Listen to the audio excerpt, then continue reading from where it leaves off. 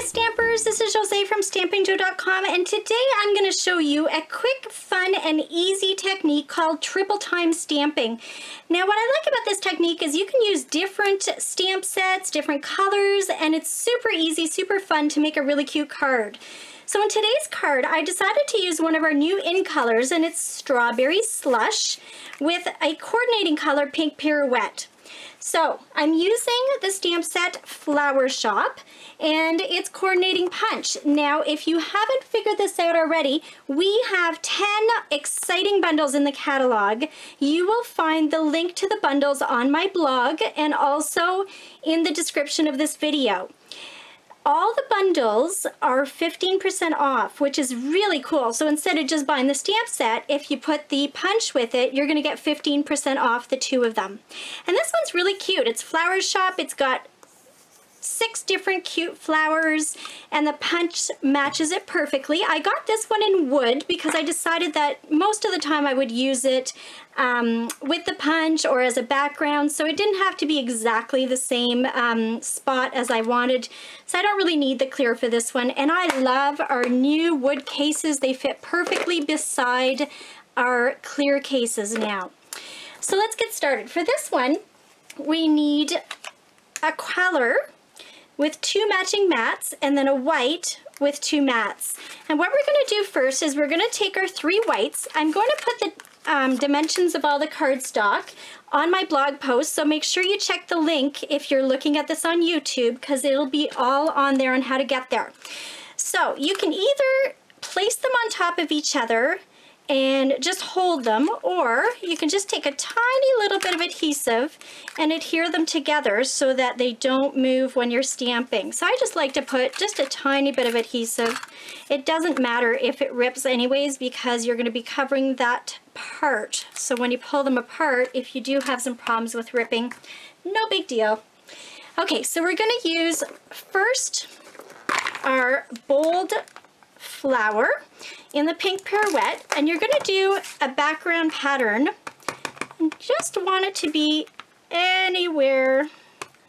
And don't worry, you're going to see how in between the layers you have this white space, but your mat is going to cover that, so you have no problem with the way it looks yet. Okay, so we're just going to fill that up like that, and then I'm going to go back with my Strawberry Slush.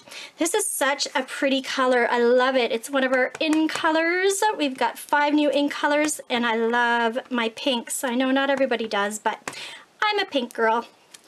All right, so we're going to fill in the white space, kind of like that. Maybe one more. And then I'm going to take my middle mat. So I've got my small one and my big one. So I want to take my medium one, and I'm going to take my outline flower again, and I'm going to put that about there. Now I'm using this one so I don't have to cut another piece of cardstock to waste, because I'm going to be covering that anyways. Okay, so once you have that stamped, you're going to punch that out. And you know what? I didn't stamp it really nicely to get that punched. So let's try that again. All right. It just wasn't lining up properly. There we go, that's better. Okay, so we're gonna punch that out. Thankfully, cardstock has 2 sides. And now we're gonna pull our layers apart. Now you see it got ripped a little bit, but don't worry. We're gonna cover that. We're gonna take back our mats and we're going to start layering the card together. So make sure that you try and keep your layers in the same direction, because you're going to see you're going to be covering this little white space and matching up your flowers. Isn't that a fun technique? All right, now we're going to take this one and we're going to cover our punched out flower. See, it makes cardstock go further this way if you can use it for different punch outs.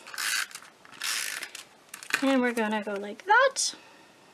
Everything lines up so nicely and you don't see any of that white space.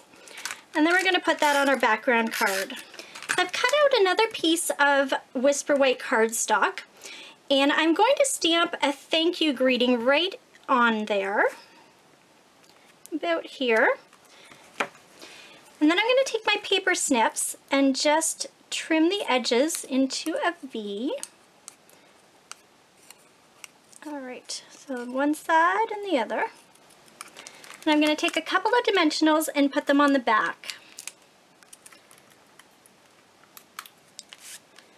I want to place that about here, and just a little bit of a pucker in the middle.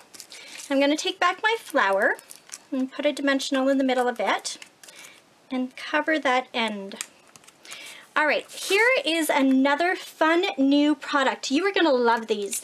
These are called candy dots, and they're just kind of like our rhinestones used to be, or still are, I guess, with the adhesive on the back, but they come in our core color groups. So our 4 color collections have all these candy dots. You get 100 per pack.